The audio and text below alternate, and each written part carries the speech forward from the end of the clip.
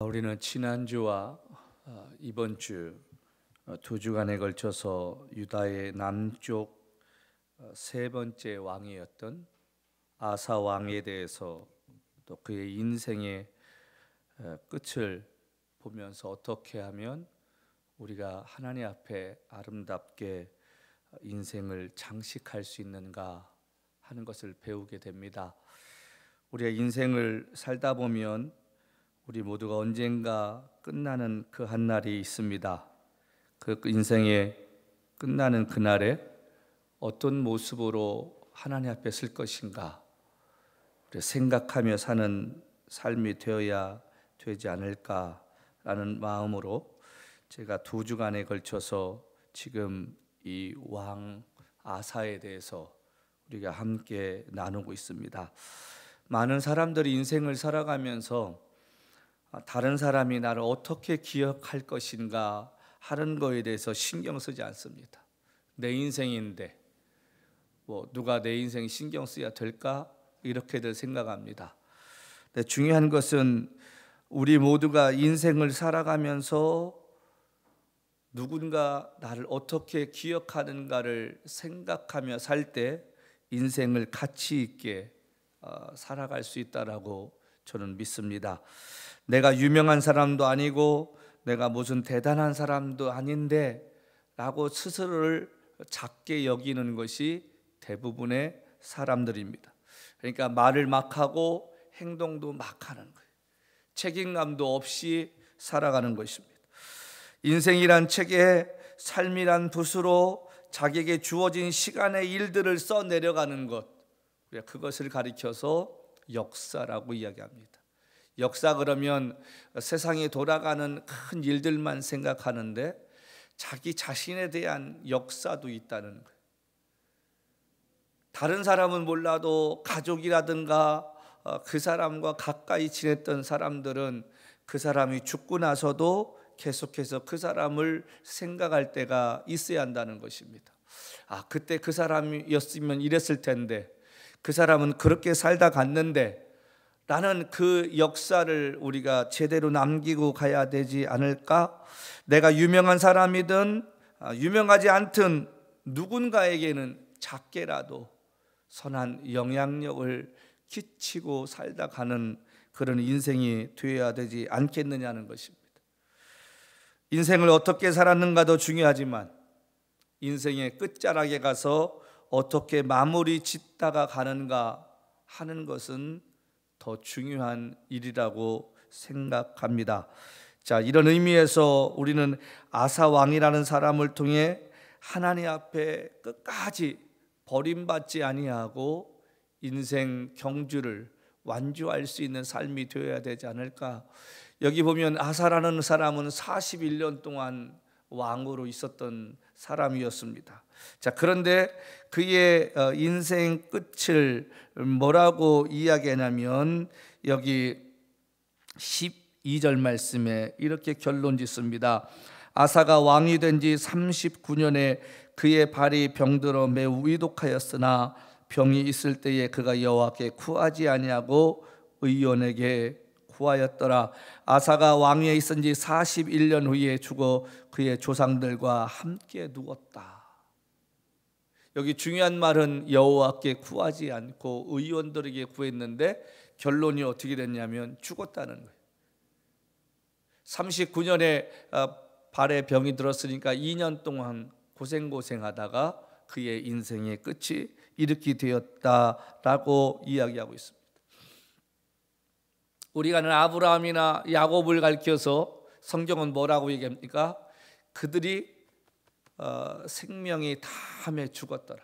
그러니까 자기에게 주어진 인생의 시간 천수를 누리다가 호흡이 끝나고 기력이 쇠해서 하나님께 돌아가는 삶이 되었는데, 거기에 비해서 아사 왕이라는 사람은 하나님 앞에 끝까지 믿음을 지키지 못하고 살다가 그냥 그렇게 어렵게 고통스럽게 살다가 죽었다라고 성경은 말합니다. 자, 성경에 흔하지 않게 역대하 14장부터 16장 여기 두 장에 걸쳐서 아사 왕에 관하여 우리에게 이야기해 주고 있습니다. 왜 그랬을까? 왜 아사왕이라는 사람에 대해서 그렇게 많은 시간을 할애하면서 이야기해 줬을까? 그것은 다른 것이 아니라 하나님 앞에서 변질되지 않는 삶을 사는 것이 얼마나 중요한가, 끝까지 믿음을 지키며 사는 것이 얼마나 중요한가 하는 것을 우리에게 보여주기 위함이라고 저는 믿습니다.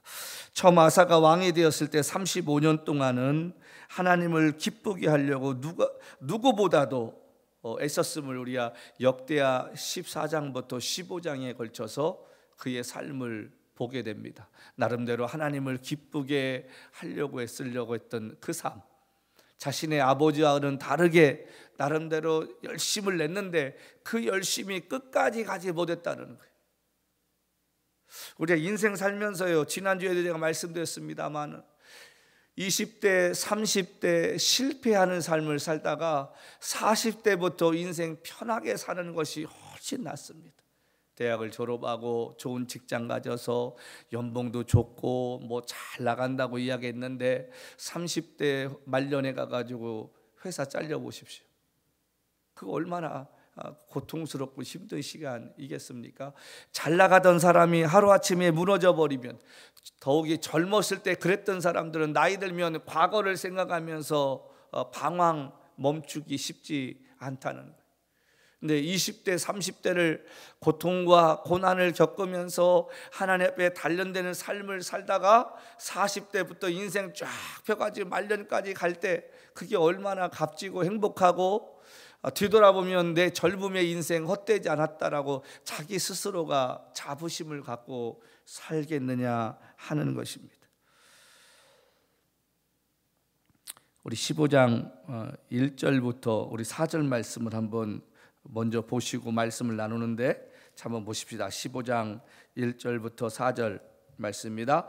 하나님의 영이 오뎃의 아들 아사랴에게 임하시매 그가 나가서 아사를 맞아 이르되 아사와 및 유다와 베냐민 무리들아, 내 말을 들으라. 너희가 여호와와 함께하면 여호와께서 너희와 함께하실지라. 너희가 만일 그를 찾으면 그가 너희와 만나게 되시려니와 너희가 만일 그를 버리면 그도 너희를 버리시리라.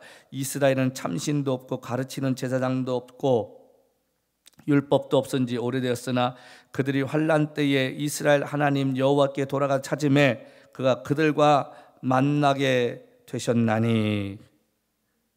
여기 오뎃의 아들 아사랴에게 하나님의 영이 임하여서 왕에게 지금 직언을 하는데, 가장 중요한 게 뭐냐면 3절입니다. 이스라엘은 참심도 없고 가르치는 제사장도 없고 율법도 없는 지가 오래되었으나. 여러분, 슬픈 거 아닙니까? 이스라엘은 참신이 없다, 가르치는 제사장도 없다, 법도 없다. 그러니까 지도자도 없고 하나님의 법도 없고 하나님도 없다는 거예요. 지금 이스라엘의 영적 상태가 어떤지를 보여주는 것입니다. 하나님이 계셔도 하나님을 찾지 않습니다. 제사장이 있는데, 오늘날로 말하면 목사가 있는데, 목사가 귀에 즐거운 이야기만 하지 성도들이 들어야 할 이야기, 그 다음에 성도들이 찔림이 되는 이야기, 성도들이 하나님 앞에 바로 서야 할 말씀을 가르쳐야 되는데 그 말씀을 가르치지 않는 거예요. 율법이 없은 지 오래됐다, 성경 말씀이 있어도 그 성경을 읽지 않는다는 거예요. 성경을 읽어도 그냥 형식적으로 읽는 것이지 그 말씀을 가지고 내게 찔림이 있고 이 말씀대로 내가 살아야지, 그런 애절함이 없는 거예요. 저는 이 시대가 이런 시대라고 저 생각이 들어요. 우리가 정말 하나님을 하나님답게 우리가 섬기려고 했습니까? 자기 시간 바쁘면 예배하는 거 젖혀두고, 자기 시간 바쁘면 하나님을 예배하는 시간 잃어버리고 삽니다. 마을로는 주님이 내 삶의 주인이시라고 말하지만 주님과 전혀 관계없는 시대입니다. 점점 우리가 사랑해야 할 대상을 잃어버리고 쓸데없는 곳에 마음을 둡니다. 여러분, 생각해 보십시오. 우리가 사랑을 해야 할 대상이 사람인데 짐승들의 정신 팔린 시대 아닙니까? 개는 걸어다니라고 하나님이 창조하셨는데 개를 안고 다니고 유모차를 끌고 다니니까 개가 다리에 힘을 잃어버린다는 거예요. 관절이 약해진다는 거예요. 무슨 개 같은 소리냐고 말이죠. 저는 요즘 이렇게 공항을 자주 가게 되는 일이 있어서 보게 되면 정말 저 사람들이 부모한테 저거 쏟는 반이라도 쏟을까 저는 의구심 가죠. 정말 우리가 사랑해야 할 대상이 사람인데 사람과는 멀어버리는 그런 일들을 하게 됩니다. 하나님을 예배한다고 하면서도 진정한 마음을 잃어버리고 시간 때우기 식으로 안 가자니 찜찜하고 가서는 딴 생각하고 예배 시간에 졸고 앉았고 말이지. 하나님 말씀을 가르쳐도 그 말씀을 배우려고 하지 않습니다. 예전에 우리 선배들은 정말 새벽에 나가서 밤늦게라도 하나님 말씀을 배우고 그 말씀대로 살려고 하는데 성경 공부하자고 하면 시간 없다고들 이야기하고요. 아예 관심 없어요. 여기 말씀대로 율법도 없어요. 성경을 읽으면 뭐합니까? 그냥 소설 읽은 것처럼 지나가지 그 말씀을 묵상하고 그 말씀에 내 삶을 비추어 봐서 어떻게 해야 할까 찔리고 회개하고 잠시 성경을 읽다가 무릎을 꿇고 하나님 내가 어떻게 하면 되겠느냐고 기도하는 삶 잃어버린 지가 오래되었습니다. 그게 요즘의 시대 아닙니까? 사람들이 환경에 미쳐버려가지고요, 좋은 환경 바라보면 거기에 안주할 생각하고 그 환경대로 살고 싶기만 하지 각자의 자기의 사명을 잃어버리고 삽니다. 어쩌면 롯이 소돔과 고모라 성을 보았을 때 에덴과 같이 보였다더라. 그런 것처럼 자기가 가져야 할 그 사명을 잃어버리고 환경이 좋아서 여기에 그냥 장막을 짓고 세계를 짓고 살고자 했던 베드로와 같은 고백으로 살려고 하는 사람들이 얼마나 많습니까? 점점 믿음의 열심 잃어버리고 각자 사명 까먹고 현실이 좋아서 현실에 안주하려고 하는 그런 모습들이 얼마나 많으냐 하는 이야기입니다. 점점 다가오시는 주님의 재림을 준비하려고 하지 않고 주님 앞에 서는 날 각자의 사명대로 살다가 만나야 되는데 그 사명 까먹고 말이죠. 먹는 데 정신 팔리고 세상 즐거움에 정신 팔리고 그러다 보니까 영적으로 게을러지고 무디어지는 것 잃어버리고 삽니다.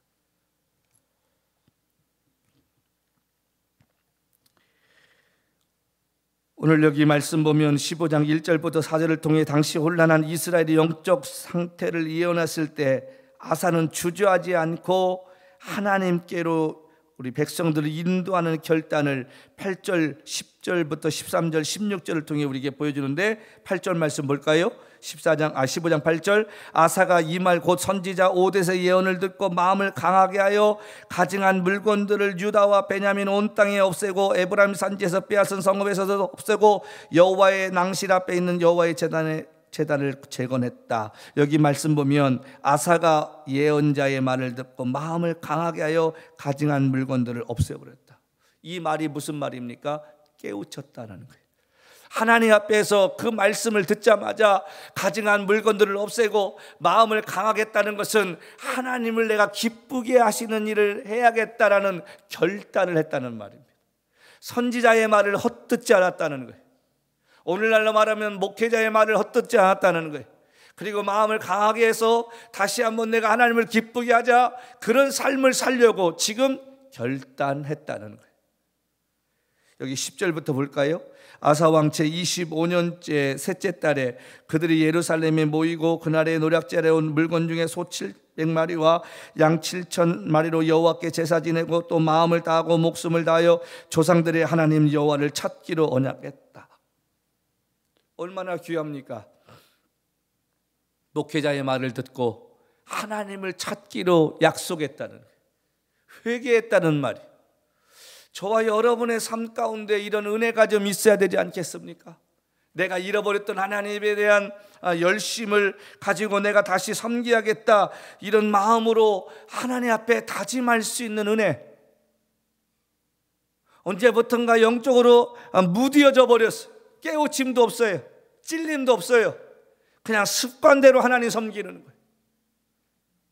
그곳에서 돌아서서 하나님을 기쁘게 하는 일이 무엇일까를 생각하려고 내가 다시 한번 다짐하는 그 은혜가 우리에게 있어야 된다는 거예요.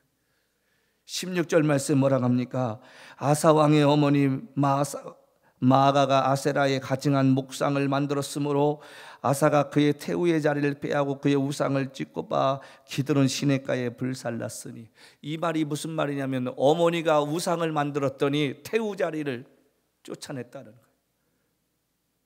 어머니가 우상을 섬기는 그 모습조차도 아사 왕이 용서하지 않아서 어머니도 내어질 정도로 이렇게 하나님을 기쁘시게 하려고 했던 그 마음이 이 왕에게 있었는데 어느 날 그걸 잃어버렸다는 거예요. 신앙은요, 지금 여기입니다. 과거에 아무리 열심히 했었고, 과거에 아무리 기도 많이 했고, 과거에 아무리 눈물을 흘리며 하나님께 기도했어도 지금 그 열정을 잃어버리면 그 믿음 죽었다는 것입니다. 저와 여러분의 신앙은 주님 앞에 서는 날까지 변질되지 아니하고 늘 동일하게, 아니 어쩌면 시간이 갈수록 더 뜨거워져야 할 줄로 믿습니다. 근데 우리가 그런가요? 안 그래요.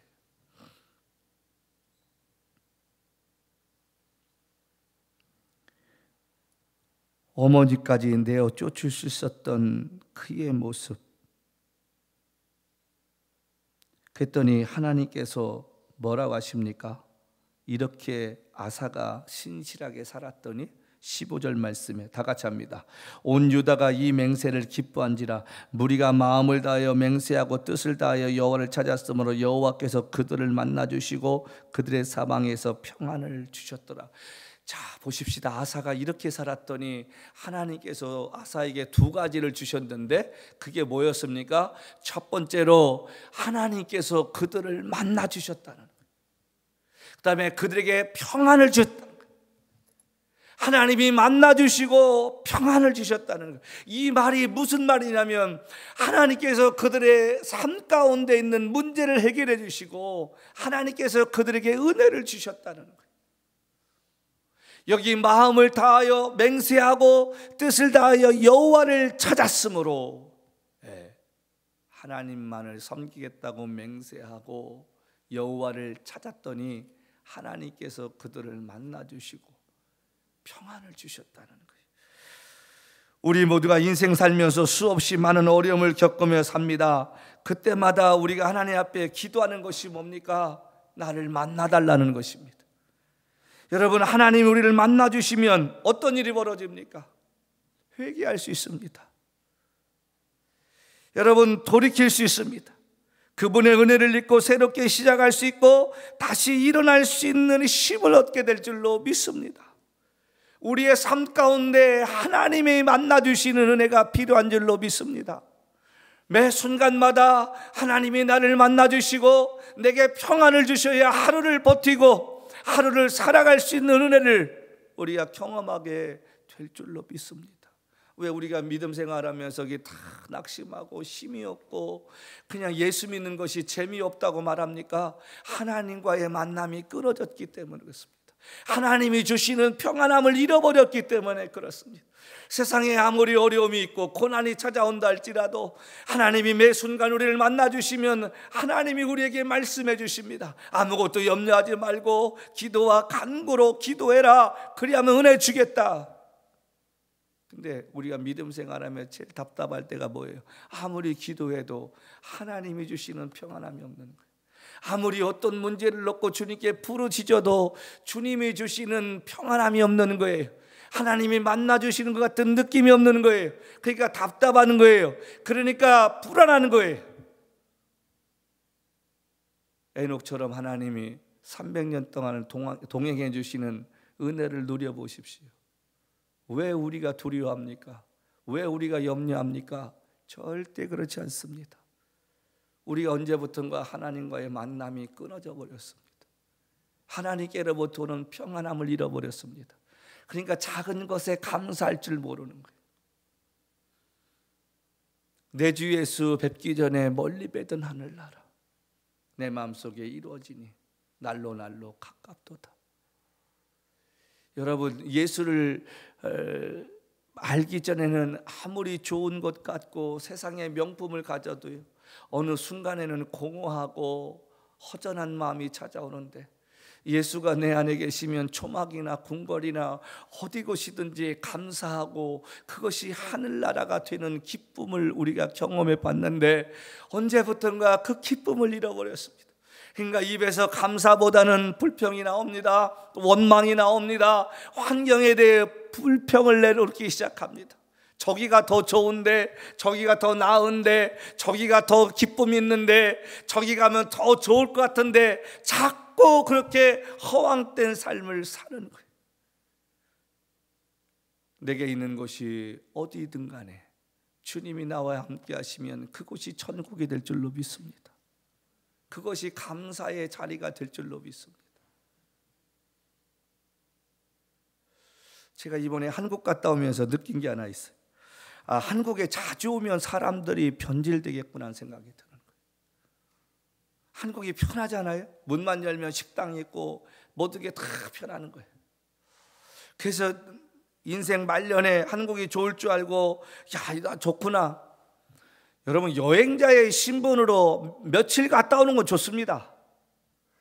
근데 사시는 분들 얘기 들어보면 못 살겠다는 거. 이렇게 좋은데, 우리가 살고 있는 미국보다도 이렇게 편리한데, 의료기술도 편리하고 다 좋고 교통도 얼마나 좋아요.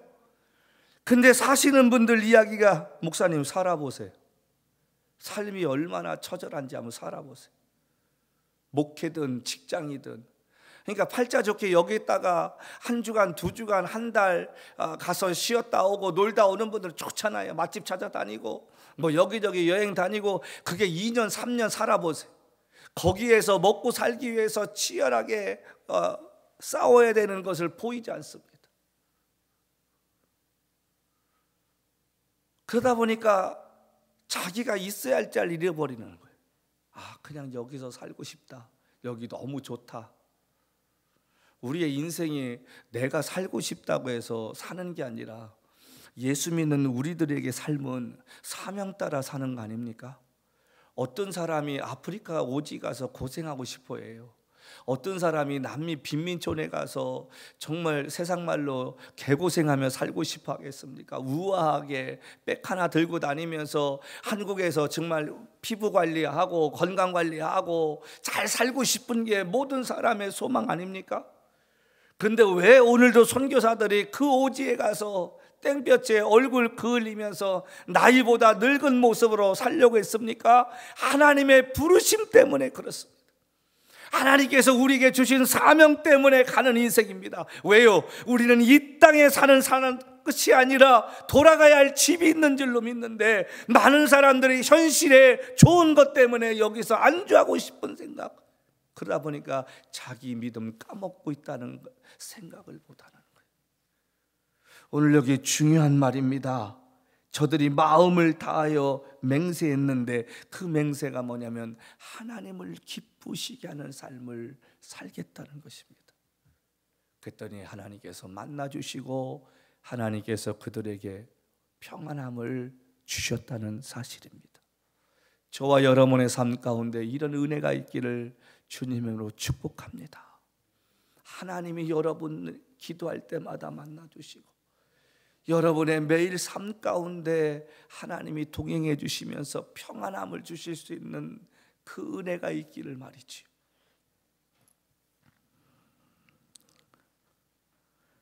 신실하게 하나님을 기쁘시게 했던 아사 왕이 무엇 때문에 이런 상황에서 편질되어 말년에 평을 얻게 되었는가? 그 해답이 역대하 14장 1절과 15장 19절에 나옵니다. 자, 19절 말씀 시작. 다 같이 합니다. 시작. 다시는 전쟁이 없었더라. 이때부터 아사왕 제35년까지 다시는 전쟁이 없었더라. 자, 14장 1절입니다. 아비야가 그의 조상들과 함께 누움에 다윗성에 장사되고 그의 아들 아사가 대신한 왕이 있으니 그의 시대에 그의 땅이 10년 동안 평안하니라. 여기 이 말 기억하십시오. 평안하니라. 아사 왕이 변질되었던 그 이유가 무엇인가? 평안함 때문이었습니다. 이 평안함을 잘 가지고 살면 기쁨이 있고 은혜가 있지만 이 평안함을 잘못 누리면 사람이 게을러지고 나태해지고 영적으로 무디어져 간다는 거예요. 우리의 삶에 언제 하나님을 잃어버립니까? 삶의 문제들이 풀리고 일이 잘 될 때, 내 삶에 어려움이 없는 것처럼 평안할 때입니다. 이때 우리는 내 힘으로 인생을 살아갈 수 있다는 자신감을 갖게 됩니다. 기도하지 않습니다. 여러분, 삶이 평안하고 안전하고 내가 기도한 게 이루어져 보십시오. 그럼 그때부터 한동안은 사람이 게을러집니다. 영적으로 느슨해집니다. 기도하지 않습니다. 왜? 문제가 해결되었기 때문에. 사단은 계속해서 우리에게 이렇게 유혹합니다. 야, 내일 기도해도 되잖아, 내일 말씀 봐도 되잖아, 내일 그 봉사해도 되잖아. 자꾸 미루게 만드는 거예요. 사람이 평안하다 보면요, 하나님 앞에서 긴장감을 잃어버리는 거예요. 긴장감을 잃어버리면 뭐가 없어집니까? 애절함을 잃어버립니다. 기도해야 할 그 애절함조차도 잃어버리는 거예요. 아사왕 때에 하나님께서 전쟁이 없게 만드셨으면 없게 만든 것 때문에 감사해요, 예배하고 더 긴장해야 되는데 그 느슨함을 잃어버렸다는 거예요. 남이스라엘 10년 동안 전쟁 없다 보니 아사왕의 영적 상태가 느슨해졌고 하나님을 향한 열정을 잃어버렸다는 거예요. 이때 본문 보면 같은 민족인 북이스라엘이 얼마 후에 이제 남쪽 이스라엘을 쳐들어오는 일이 벌어지는 게 본문의 이야기입니다. 하나님께서 긴장감을 잃어버리고 사는 이 아사 왕에게 하나님께서 어떻게 해요? 이제 긴장감을 주시기 위해서 여기 보니까 1절 말씀에 아사 왕 제 36년에 이스라엘 왕 바하사가 유다를 치러 올라왔다. 전쟁이 일어나는 거예요. 긴장을 다시 하나님이 주시는 상황되었습니다. 예전 같으면 하나님께 기도하면서 왜 이런 일이 일어났는가, 같은 동족들이 왜 전쟁을 일으키게 되었는가, 어떻게 해야 하는가를 물어봐야 되는데 아사는 10년 세월을 보내면서 하나님 앞에 기도하는 법을 잃어버렸습니다. 그러니까 무슨 일이 벌어집니까? 기도하기 전에 당장 급하게 인간적인 생각을 앞세워서 2절 말씀, 아사가 여호와의 전 곡간과 왕궁 곡간에 은금을 내어다가 다메섹에 사는 아람 왕 베나다드에게 보냈다. 왜 보냈어요? 그 밑에 보니까 이 돈을 줄 테니까 북이스라엘을 쳐달라고, 당신이 대신 전쟁을 나가서 싸워달라고 뇌물을 바치는 거예요. 자, 그것이 하나님 앞에 죄가 되었다는 것입니다. 여기 말씀을 함께 보십시다. 여기 뭐라고 합니까? 7절 말씀에 이제 하나니라는 선견자가 나옵니다. 7절 말씀, 그때 선견자 하나니가 유다 왕 아사에게 나와 그에게 이르되 왕이 아람 왕을 응지하고 왕이 하나님 여호와를 의지하지 아니하였으므로 아람 왕의 군대가 왕의 손에서 벗어나였나이다. 구스 사람과 룹 사람의 군대가 크지 아니하며 말과 병거가 심히 많지 아니하더이까 그러나 왕이 여호와를 의지하였으므로 여호와께서 왕의 손에 넘기셨나이다. 하나니가 지금 뭐라고 책망합니까? 하나님께서 옛날에 이런 구스 사람과 룹 사람의 군대가 컸어도 하나님을 의지했을 때 하나님이 이기게 하지 않았습니까? 근데 어찌하여 지금 북이스라엘이 침략했다고 하나님께 묻지 않고 돈을 들여서 다른 사람으로 하여금 전쟁을 대신 치르게 합니까? 지금 그걸 책망하는 거예요. 그러면서 결론적으로 뭐라고 이야기하냐면 9절 이하의 말씀에 이 일은 왕이 망령 때 행하였은즉 이후부터는 왕에게 전쟁이 있겠나이다, 이렇게 말합니다. 이제는 하나님께 기도하지 않아도 자신이 가지고 있는 재력을 통해 얼마든지 북이스라엘 정도는 아람 군대를 통해서 이길 수 있다는 교만함이 그에게 있었다는 거예요. 지금 하나님과 이야기하는 요점이 두 가지인데, 첫 번째는 왕이 아람 왕을 의지했다는 것과 두 번째는 하나님을 의지하지 않았다는 거예요. 당신이 가지고 있는 물질을 가지고 하나님 앞에 겸손히 기도한 게 아니라 그 물질의 힘을 의지해서 당신이 왕을 의지하여 이 전쟁을 이기려고 했다는 거예요. 다시 말하면 하나님을 의지하지 않았다는 그 사실을 이야기합니다. 자, 이 이야기를 듣고 왕이 회개했으면 되는데 무슨 일을 하냐면 10절 말씀, 아사가 노하여 선견자를 옥에 가두었고 이는 그의 말에 크게 노하였으며 아사가 또 백성 중에 몇 사람을 학대하였더라.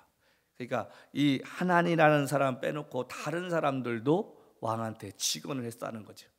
그랬더니 왕이 그것을 용납하지 못하고 두 사람, 그 하나니와 다른 사람들도 다 옥에 가뒀다는 거예요. 이 말이 뭡니까? 교만해졌다는 거예요. 이 아사왕과 다윗왕을 한번 비교해 보십시다. 아사왕에 비하면 다윗은 더 나쁜 사람이었습니다. 그런데 다윗은 나단 선지자가 잘못을 책망했을 때 그 자리에 무릎을 꿇고 회개하기 시작했습니다. 하나님은 그것을 귀하게 보셨습니다. 하나님은 우리가 잘못한 것을 책망하시는 분이 아닙니다. 잘못한 것을 회개하지 않는 것을 뭐라고 하시는 거예요. 우리가 하나님을 떠나는 것을 뭐라고 하지 않습니다. 그 떠난 것 가운데 하나님 앞에 떠났기 때문에 내가 죄송하다라는 회개하지 않는 것을 하나님이 뭐라고 하신다는 사실입니다. 여러분, 우리가 살면서 누구든지 실수할 수 있습니다. 누구든지 죄질 수 있습니다. 중요한 것은 성령께서 나를 깨우치시고 찔림을 주실 때 회개해야 되는데 그 회개할 줄 모른다는 것은 무슨 말입니까? 내 안에 계신 성령보다 내가 더 강해졌다는 것을 말하는 것입니다. 하나님은 우리가 회개하기를 원하시는데 회개하지 않기 때문에 깨우치기 위해서 우리에게 고난을 주시는 거예요. 그 고난 가운데 회개하는 사람은 다시 한번 하나님의 은혜를 입지만 여러분, 회개하지 못하는 사람은 버림받는다는 사실을 기억하십시다. 이 아침에 여러분의 마음은 어떻습니까? 회개하고 싶어도 믿음의 은혜를 잃어버려 양심이 무뎌지고 회개조차 나오지 않는 그런 삶은 되지 않았느냐는 사실입니다. 삶에 어렵고 인생의 막다른 골목에 서 있다고 힘들어하면서도 하나님을 찾지 않는 그 교만함이 우리 안에 있지는 않은지 돌이켜 보았으면 좋겠습니다. 누가 하나님의 은혜를 입습니까? 하나님 앞에 회개하는 자만이 은혜를 입습니다. 누가 하나님 앞에 회복되어집니까? 하나님 앞에 나가서 주님, 내 힘과 능력을 믿고 살았던 것 용서해 달라고 하나님 앞에 다시 한번 회복의 은혜를 간구하는 그 사람만이 하나님 앞에 은혜를 입게 될 줄로 믿습니다. 다시 한번 하나님께로 돌아갈 수 있는 은혜를 달라고 기도하는 아침 되었으면 좋겠습니다.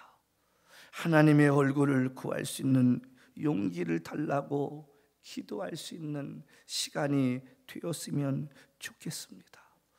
예전처럼 다시 하나님과의 관계가 회복되어 마음의 평안함을 주시기를 기도하는 이 아침이 되었으면 좋겠습니다. 실패자는 변명을 찾지만 회복을 간구하는 사람은 방법을 찾습니다. 하나님 앞에 나아가는 그 마음, 하나님 앞에 은혜를 구하는 그 열정, 어디부터 시작합니까? 나의 부족함을 주 앞에 고백하는 것으로부터 시작할 줄로 믿습니다. 하나님이 아사왕을 사랑하셔서 하나니야 선지자를 보내 회개를 촉구했지만 그는 회개보다는 자신의 교만함 때문에 듣기 싫어 선지자를 옥에 가두는 실수를 범하고 맙니다. 성령께서 이 아침에 저와 여러분의 마음을 두드려 주시기를 소원합니다. 성령을 통해 깨우쳐 주심 있는 아침이 되었으면 좋겠습니다. 성령을 통해 다시 한번 하나님께로 돌아가기를 우리 마음속에 넣어주실 수 있는 은혜가 있기를 기도합니다. 성도 여러분, 누구든지 주의 이름을 부르는 자는 구원을 얻는다고 말씀하신 하나님 앞에 저와 여러분의 영적 상태가 어떤지 스스로 잘 알지 않습니까? 하나님께 기도해야 할 부분이 있으면 기도하고, 회개해야 할 부분이 있으면 회개하고, 돌이켜야 할 부분이 있으면 돌이켜서 하나님이 주시는 평안함과 은혜를 회복할 수 있는 복된 아침 되시기를 주님의 이름으로 간절히